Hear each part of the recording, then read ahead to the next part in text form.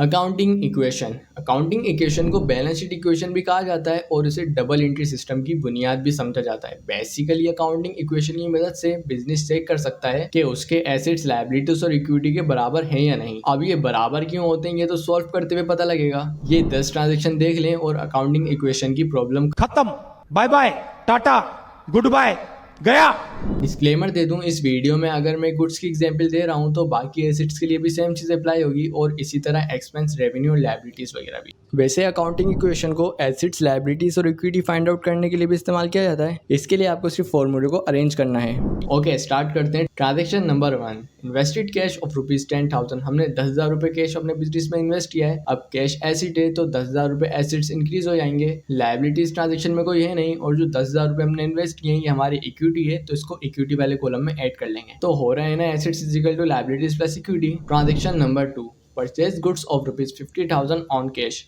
इसमें हमने goods purchase किए 50,000 रुपए के कैश पे। अब कैश हमारे बिजनेस से कम हो रहा है और गुड्स ये भी एसेट्स हैं, ये इंक्रीज हो रहे हैं। अगेन इक्वेशन को टैली करें, बराबर हो। Transaction number 3, purchase goods of ₹10,000 of which 5,000 on account. हमने गुड्स परचेज किए 10,000 रुपए के, जिसमें से 5,000 हमने उधार लिए और 5,000 हमने कैश दिए। ऑन अकाउंट ये क्रेडिट से मुराद उधार है, तो हमने गुड्स खरीदे हैं 10,000 रुपए के, जिसमें से हमने 5,000 रुपए कैश अदा किया है और 5,000 हो गया है कर्ज। अगेन इक्वेशन को बराबर हो गई। Transaction number 4, purchase goods of ₹1 lakh and avail 10% discount. Again हमने गुड्स परचेज किए हैं 1 लाख रुपए के, मगर कैश हमने दिया है 90,000। क्यों? क्योंकि 10,000 हमें मिला है डिस्काउंट, जो कि 10% बनता है 1 लाख रुपए का। अब इन 10,000 का हमें फायदा हुआ है तो ये ऐड हो जाएगा इक्विटी में। फिर से टैली कर लो भाई साहब, इक्वेशन बराबर है। Transaction number 5, sold goods of ₹50,000। यहाँ हमने गुड्स सेल किए हैं तो हमारे पास 50,000 रुपए कैश आया है और गुड्स लेस हो गए 50,000 रुपए, तो ऑब्वियसली इक्वेशन बराबर हो जाएगी।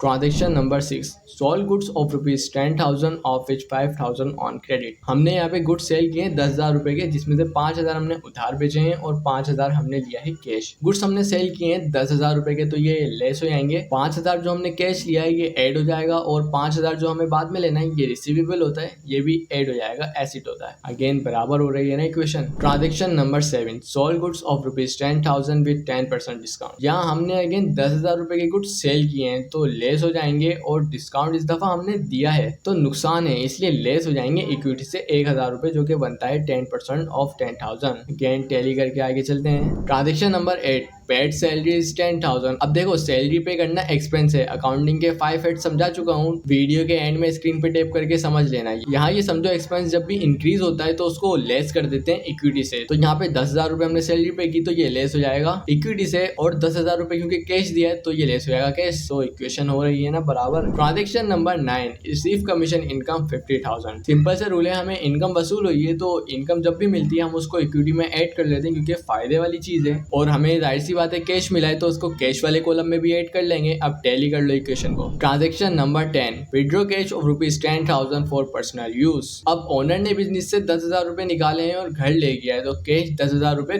कम हो जाएगा। इसको हम इक्विटी से भी लेस कर देंगे क्योंकि हमारी मलकियत भी कम हो रही है, और कैश लेके गया तो कैश वाले कॉलम में से भी लेस कर देंगे। अब प्रूफ करते हैं कि क्वेश्चन सही सोल्व हुआ है। सबसे पहले इन तमाम ट्रांजेक्शन या कॉलम को टोटल करना है, उसके बाद इक्वेशन देखो, assets is equal to liabilities plus equity. यानी एक जगह हमें टोटल एसेट्स को ऐड करना पड़ेगा और दूसरी जगह लायबिलिटीज और इक्विटी को आपस में ऐड करना होगा। अब बैलेंस बराबर है तो क्वेश्चन सही सोल्व हुआ है। फिर भी कोई सवाल या सजेशन हो तो कमेंट बॉक्स में तशरीफ ले आना, और 5 हेड्स ऑफ अकाउंटिंग राइट वाली वीडियो पे क्लिक करो और समझ लो। वैसे सब्सक्राइब भी कर लेना।